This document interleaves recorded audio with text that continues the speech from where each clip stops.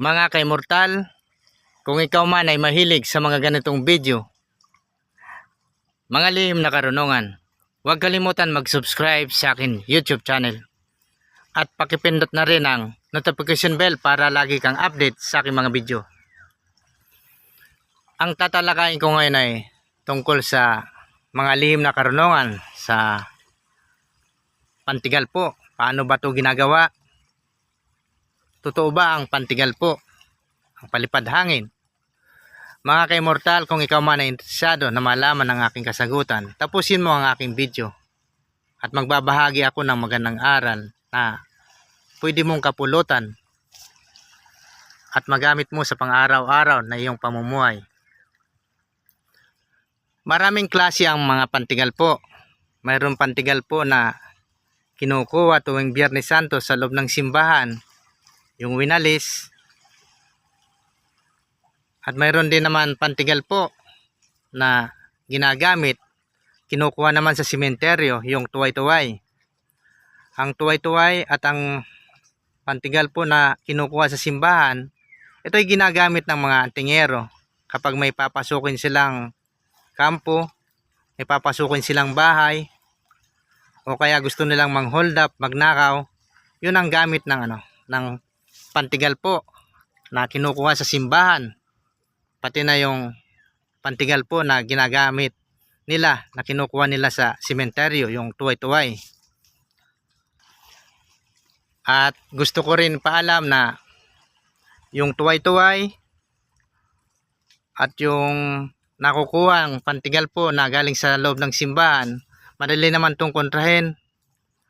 Ang importante lang, ang pinakapangontra lang nito ay magdasal sa Panginoon Diyos amang makapangyarihan at humingi ng gabay sa Panginoon Hesukristo na ipagkaloob ng Panginoon Diyos amang makapangyarihan ang kanyang proteksyon para hindi makapasok yung mga may agimat o mga may anting-anting sa iyong buhay o sa iyong tahanan. Pagkatapos yung tuway-tuway na sinturon ng mga antingero, kahit lampin na inihian ng bata, madali itong masumbalik. Kasi ang bata, ang isang sanggol kapag umihi, nagigising ang nanay. At ang isang bata ay isang anghel. At ang tuway-tuway na galing sa patay ay may kaluluwa. Takot yan sa anghel na nakabantay sa isang sanggol. Kaya kahit na ihi pa lang, inihian na lampin ng isang sanggol, nawawala na ng bisa, nalulumpo na yung may sinturon na tuway-tuway. At yung galing naman sa simbahan, manalangin ka lang sa Panginoong Hesukristo na ipagkaloob ng gabay, proteksyon ng Panginoon Diyos Ama. At magdasal ka lang ng sawayin ng Panginoon Diyos Amang makapangyarihan yung mga taong nagtatangkang masama sa iyong buhay o sa iyong tahanan. Hindi na yung tatalab ang mga palipad hangin o mga pantigal po. Mayroon naman mga nambubudol o kaya mga nangu-hold up. Ang ginagamit naman nila yung pantigal po, yung panalangin mismo kay Jesus Christ, yung sumasampalataya ako.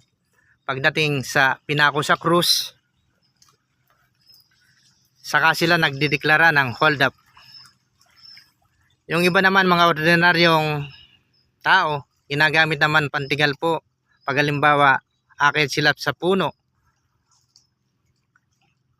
pagdating sa pinako sa krus, itutulak nila, yuyug-yugin nila yung puno para matigal po yung mga marunong espiritu na nakatira o mga engkanto na nakatira sa puno. Yung iba naman mga ginagamit nila sa pagpasok sa opisina o sa isang tahanan. Nagdarasal sila ng sumasampalataya ko, pero pagkatapos sa pinako sa krus, idinidilan nila yung paa o kaya itinutulak nila yung pinto. Dinidiin nila. Dahil ang sumasampalataya ko ay dasal na nakasentro kay Jesus Christ. At sinabi mismo ni Jesus Christ, mababasa sa Bible, na maraming gagamit sa kanyang pangalan. Magpapalayas ng mga maruruming espiritu, magpapagaling. Pero sila'y mga lapastangan. Dahil kalapastanganan po yung gamitin mo yung panalangin na credo na sumasampalataya sa pagtitigal po sa mga tao. Isa pong yon, malaking kasalanan sa Diyos. Kaya yung pagdarasal ng sumasampalataya, maganda siya, pero kung gagamitin mo siyang pantigal po, masama siya. Kasi ang iba,